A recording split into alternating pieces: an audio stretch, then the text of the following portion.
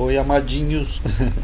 Então, pessoal, como no vídeo anterior eu mencionei dos profetas, né, que eles tinham um período, né, da sua profecia, que era para um público que estava recebendo a profecia, eu vou fazer um vídeo agora aqui sobre a diferença entre profeta e vidente, porque as pessoas confundem muito isso daqui em português, tá? Então vamos lá. Vamos começar primeiro falando o que é um profeta. Vou dar uma resumida aqui para todo mundo entender. Profeta em hebraico é Nabi. Aqui é o Nun, o Beit, o Yud e o Aleph. Nabi. O plural é Navim. Que é literalmente um orador, um porta-voz. É basicamente isso que significa essa palavra, alguém que fala, tá bom? A sua etimologia, né, é incerta, ou seja, a origem da palavra. De acordo com muitos críticos recentes, a raiz de Nabi, não empregada no hebraico, significa falar com entusiasmo, proferir grito, como os pagãos mânticos, por exemplo, faziam. Fazendo um exame comparativo das palavras cognatas, ou seja, que tem a mesma origem em hebraico, e as outras línguas semitas, ou seja, ali do ugarítica, etc. e tal, é ao menos igualmente provável que o significado original seja simplesmente falar, proferir palavras, e praticamente isso. A palavra em português profeta origina-se da palavra grega profetes, ou profetai, né, que é profetizar.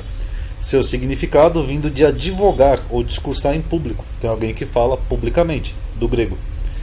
Em latim, profeta é intérprete ou porta-voz, parecido com o hebraico, especialmente dos deuses, inspirado pregador ou professor, ou seja, um professor que é inspirado por alguma força a falar, que vem de pró, que quer dizer à frente, mais adiante, ou para, em nome de, ou seja, em nome de alguma divindade, de alguma força, etc., mais a raiz panai, que é falar, ou seja, uma pessoa que falava o que ia acontecer mais adiante. Olha, ali vai chover amanhã. Então a pessoa está falando, ou seja, fanai, junto com pró, o que vai acontecer adiante. Inclusive, pró é usado em outras palavras, né, como prótese, pró-hebraico, pró não sei o que, etc. Ou falar em nome de alguém. Olha, eu estou aqui falando em nome do presidente, então você está representando alguém. Também é o mesmo sentido. Profeta é um indivíduo que alega ter sido contactado pelo sobrenatural ou divino e que fala por eles, ou seja, em nome de alguém, servindo como intermediário à humanidade, passando este novo conhecimento descoberto da entidade sobrenatural para outras pessoas. A mensagem transmitida pelo profeta é chamada de profecia. Só fazer uma pausa aqui, né, como o Ronaldo uma vez explicou lá no meu grupo, a concepção judaica, no caso, Deus ele não tem forma, ele não é humano, ele não tem boca, ele não tem um corpo físico, né, antropomórfico, Deus é uma força. Então Deus utilizava às vezes pessoas para falar em nome dele, ou coisas por ele. Então por isso que é usado o mesmo termo, profeta, tá? Reivindicações de profecias também existiram em diversas culturas através da história, incluindo o judaísmo, o cristianismo, o islamismo. Na Grécia Antiga tinha o oráculo de Delfos, onde as sacerdotisas diziam que recebiam mensagem dos deuses. No zoroastrismo, inclusive o próprio Zoroastro, né, parece que alguns consideram ele profeta. No maniqueísmo, na fé Bahá'í e muitas outras. Ou seja, não é uma coisa exclusiva da Bíblia nem dos judeus. Tanto que você vê que a própria Bíblia menciona profetas de outros povos. Por exemplo, aqui em Reis ele fala dos profetas de Baal. O que eram os profetas de Baal? Eram as pessoas que falavam em nome do deus Baal, dessa divindade. Aqui em Números nós vemos que Balaão também era um profeta, apesar dele não ser judeu. Okay, ó. Então o Senhor pôs a palavra na boca de Balaão. Então Balaão também era um profeta, tá? Ainda que tenha depois virado a casaca, mas até dado momento ele era.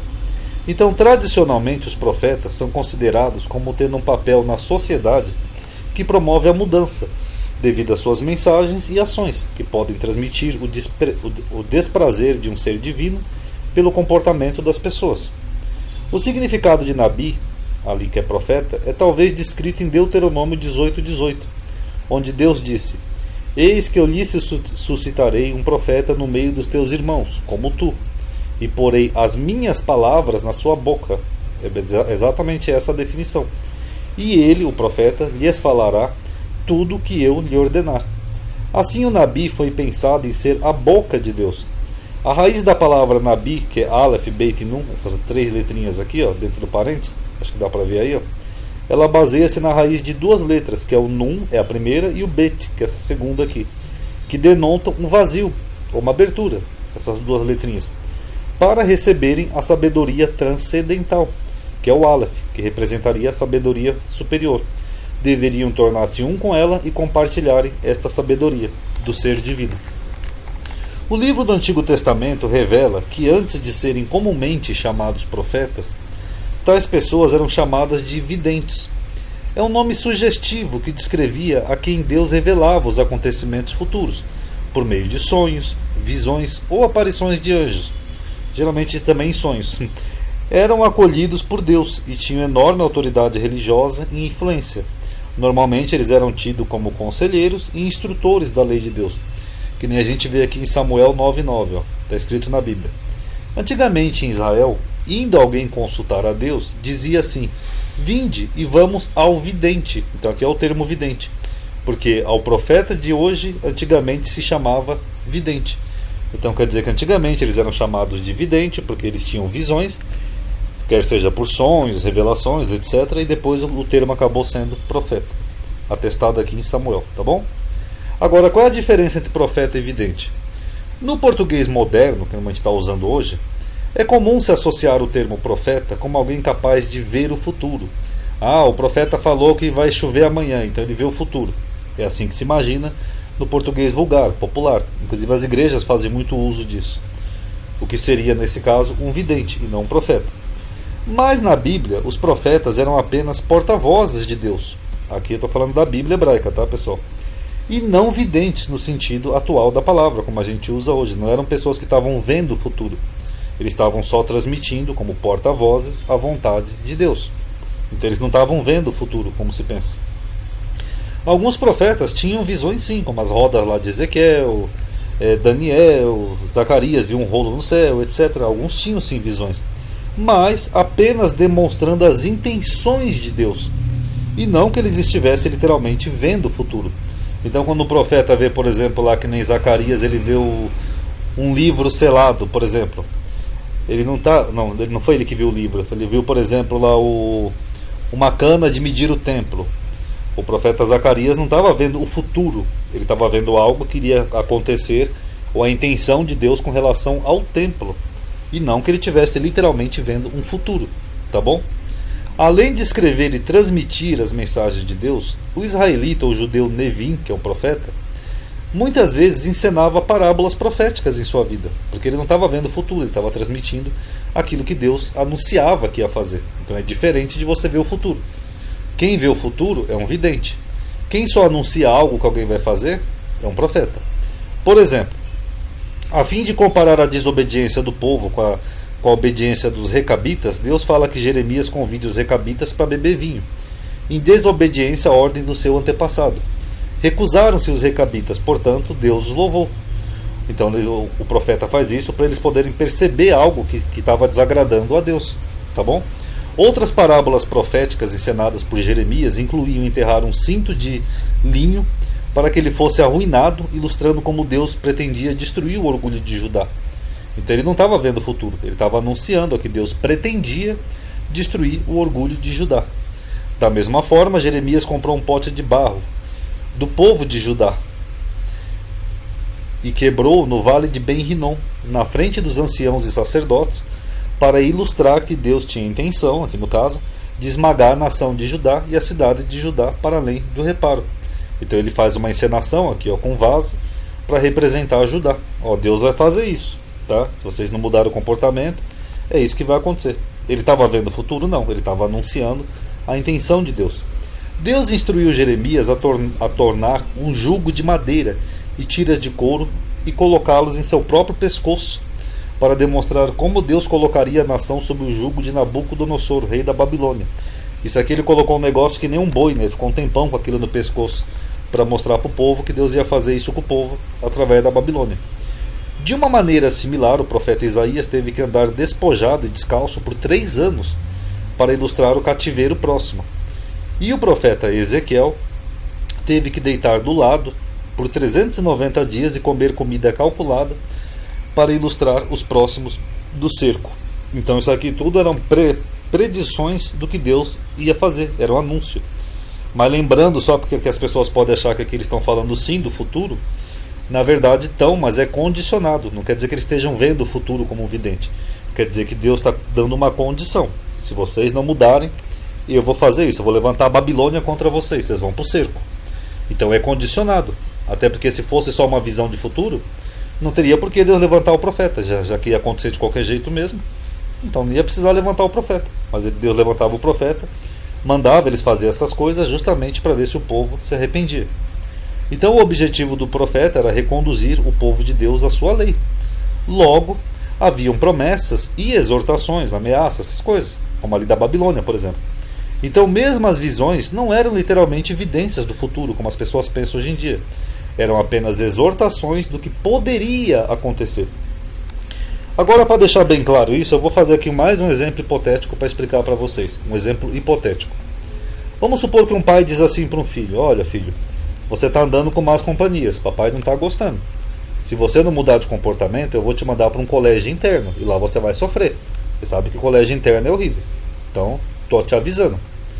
Esse pai está vendo o futuro? Não. Ele só está exortando o filho dele a parar de andar com más companhias. Senão é isso que ele pretende fazer, mandar ele para um colégio interno. Então ele está apenas advertindo o filho. Se ele não mudar o comportamento, o pai vai dar um castigo para ele, uma consequência. A mesma coisa aos profetas. Que nem, por exemplo, aqui Jonas. Apesar de Jonas não ser um personagem real, mas ele ilustra um pouco isso de uma forma que eu quero mostrar para vocês. Deus mandou o profeta Jonatas entrar na cidade de Nínive e mandou ele anunciar: olha, Nínive vai ser destruída. Jonas estava vendo o futuro? Não, porque Nínive não foi destruída. Deus estava anunciando, como um porta-voz, como um profeta, o que Deus ia fazer. Aí, como o povo se arrependeu sinceramente, eles se converteram do seu mau caminho, então Deus falou: não vou mais destruir Nínive. Então vocês notaram? Ele não estava vendo o futuro, ele estava anunciando algo que Deus ia fazer. Aí, como houve uma mudança de comportamento, Deus se arrependeu do mal que ele tinha anunciado que ia fazer e não fez. Então a função do profeta era essa. Era advertir o povo: ó, se vocês não mudar o comportamento, a Babilônia vai vir aqui e vai descer o cacete em vocês. Se o povo mudasse de comportamento, Deus não ia permitir que a Babilônia pegasse o povo. Então o profeta não estava vendo o futuro, apesar de ter acontecido muitas coisas que o profeta falou. O profeta estava só advertindo que se eles não mudassem, era aquilo que Deus ia permitir que acontecesse. Da mesma forma, os profetas, mesmo esses que tinham visões, como Zacarias, Ezequiel, etc., essas visões eram condicionadas, que nem esse exemplo aqui de Jonas. Ou seja, elas poderiam mudar se o povo mudasse o seu comportamento. Todas eram condicionadas. Então alguém que estivesse literalmente vendo o futuro: não, amadinho, ele estava vendo sim o futuro. Não poderia errar se fosse uma visão, porque o futuro não muda. Então se a pessoa estivesse vendo o futuro, então teria que acontecer exatamente como a pessoa viu. Mas não é o que a gente vê na Bíblia. Por exemplo, aqui Jeremias, ele falou que a terra de Israel, Jerusalém, serviria a Babilônia, né, como cativos por 70 anos. Os judeus não ficaram 70 anos na Babilônia, eles ficaram 49 anos, aproximadamente. Então como é que o profeta viu o futuro se não aconteceu o futuro que o profeta falou? Segundo, como que o profeta viu esse prazo de 70 anos? Ele viu ano por ano e foi contando? Não, porque ele não viu isso daqui. Isso aqui era Deus que anunciou para ele que se eles não mudassem o comportamento deles, o povo hebreu da época, eles iam servir ao rei da Babilônia por esse período que Deus determinou. Mas não era uma visão de futuro, tanto que Deus depois abrevia o tempo, porque o povo se arrepende. Aqui Isaías 17:1 é um outro exemplo, ó, que ele fala: o peso de Damasco, eis que Damasco será tirada, a cidade de Damasco, e já não será cidade, não será, antes será um montão de ruínas. Aqui, ó, Damasco existe até hoje, nunca foi destruída. Então como que algumas pessoas acham que Isaías estava vendo o futuro, se isso aqui não aconteceu? É porque isso aqui não era uma visão de futuro, era uma advertência de Deus que ele ia destruir Damasco. Aí por algum motivo ou outro Deus mudou de ideia, ou o povo se arrependeu, ou mudou seu comportamento. Então não aconteceu isso, porque não eram visões do futuro, tá bom? Conforme eu falei no último vídeo, as profecias tinham um contexto temporal, isto é, eram para suas gerações. E como eu já falei disso naquele vídeo, então eu não vou falar de novo nesse vídeo aqui, senão vai ficar cansativo. Mas quem quiser ver lá, é aquele vídeo que eu falei sobre Zacarias 8, né? 10 homens pregarão na orla de um judeu, onde eu expliquei que não tem sentido Deus falar para uma geração uma profecia que só ia se cumprir séculos depois, tá? Então isso aqui eu vou pular. Existem também as profecias pós-acontecimentos, que seria anacronismo, mas tem muito na Bíblia também. que são atribuídas a épocas anteriores com o objetivo de transmitir uma mensagem, geralmente mais encontrada na literatura apocalíptica, como Daniel, por exemplo. Daniel foi escrito depois dos acontecimentos. Então aquelas visões que você tem na Bíblia, de Daniel vendo uma besta, 70 semanas, etc e tal, isso tudo foi escrito depois. Então não é bem uma profecia, né? Isso aqui é só um estilo literário para tentar transmitir uma mensagem para um povo, tá bom? Um exemplo de profecias assim é aqui Isaías 44. Isaías eu já mostrei aqui nessa playlist, que eram 3 Isaías, né? O primeiro, depois teve o proto-Isaías, que é o primeiro, o segundo é Deutero-Isaías, o terceiro é o Trito-Isaías, etc. E aqui em Isaías 44, 28, eu acho que é o Trito-Isaías, se eu não estou enganado, ele fala assim, ó: que digo de Ciro? É meu pastor, e cumprirá tudo que me apaz. Então as pessoas acham que aqui o profeta lá, o primeiro, estava vendo Ciro, até acertando o nome dele, que é completamente impossível, né? Raramente profecias tinham nome. Se às vezes o rei da própria época eles não falavam o nome, né? Que nem, por exemplo, lá Isaías 14, Ezequiel 28, que ele fala: filho do homem, faz esse oráculo contra o rei de Tiro. Ele não fala nem o nome do rei de Tiro. Então é claro que aqui no caso não teria como o profeta falar o nome de um rei futuro e acertar com exatidão. Até porque se ele falasse o nome, qualquer um ia querer colocar esse nome no filho só para cumprir uma profecia. Então é claro que isso aqui foi escrito provavelmente depois, então, provavelmente pelo Trito Isaías. Então colocaram aqui para dar a entender que o profeta tinha falado antes. Mas aqui é considerado isso também, uma profecia pós-acontecimento. O que eu digo de Ciro é o meu pastor, talvez com o objetivo de mostrar para as pessoas que Ciro estava sendo ali usado por Deus, tá bom? Que eles deveriam respeitar. E para finalizar o vídeo tem também o fim do período profético, né, da Bíblia. O período profético, ao contrário do que diz o Novo Testamento, eu vou mostrar aqui para vocês, quando Jesus diz aqui, ó: a lei e os profetas duraram até João. Então Jesus diz que o período profético acabou em João. Mas ao contrário do que diz o Novo Testamento, o período profético terminou bem antes disso, né? Pois não havia mais a necessidade de Deus levantar profetas. Ou seja, depois que o povo retorna lá do cativeiro babilônico, tá, o povo volta a seguir a lei de Deus e a Torá. Então, independente dos acontecimentos que houveram depois, período grego, romano, etc., já não tinha mais a necessidade de Deus levantar profetas para reconduzir o povo para a lei e para a Torá. Eles já tinham voltado. E o livro de Macabeus mostra isso em 2 passagens. Aqui, ó, Macabeus 4, 45, 46, que eles falam assim, ó: e tornaram a excelente resolução de demoli-lo, para que não recaísse sobre eles o opróbrio vindo da mancha dos gentios. Destruíram-no, portanto, e transportaram suas pedras a um lugar conveniente, sobre a montanha do templo, aguardando a decisão de algum profeta a esse respeito. Ou seja, eles não tinham nenhum profeta para orientar eles o que eles iam fazer com esse templo pagão que eles destruíram. Já aqui no capítulo 9 ele fala, ó: a opressão que caiu sobre Israel foi tal que não houve igual desde o dia em que tinham desaparecido os profetas. Porque na época dos Macabeus, lá dos Seleus, lá de Judá Macabeus, já não tinha mais profetas. Então já tinha cessado o período profético, tá bom? Agora, o que a gente vê hoje nas igrejas, essa pastorada aí falando que são profetas, são meramente transes religiosos, né, como nos oráculos de Delfos. E aí tem pessoas que acreditam, aí vai de cada um, mas até porque as pessoas dão uma outra definição também hoje em dia para o termo profeta, né? Como se fossem porta-voz de Deus para conduzir as pessoas para o bom caminho. Até eu não tenho nada contra, mas esses que ficam falando assim: eu profetizo que não vai acontecer isso, que você vai arrumar um emprego, não sei o que, blá blá blá. Isso aí nem condiz com o termo profeta, né? Como eu falei, o profeta não é um vidente que vê o futuro. O profeta é só um porta-voz que transmite a vontade de Deus. E mesmo assim, dentro do Novo Testamento, o Jesus disse que as profecias, o período profético acabou em João Batista. Então, tecnicamente, esses homens não são profetas. Tá bom, pessoal? Então eu acho que ficou claro aqui, né, que profeta não é quem vê o futuro. Profeta é quem transmite aquilo que Deus diz que vai fazer no futuro. Mas ele pode fazer, pode voltar atrás, ele pode desistir de fazer. Então não é uma visão de futuro. O profeta era só o porta-voz de Deus para tentar reconduzir o povo de novo para a lei de Deus, para os seus caminhos, através de promessas, exortações, ameaças, etc, etc, etc. Tá bom, pessoal? Paz a todos.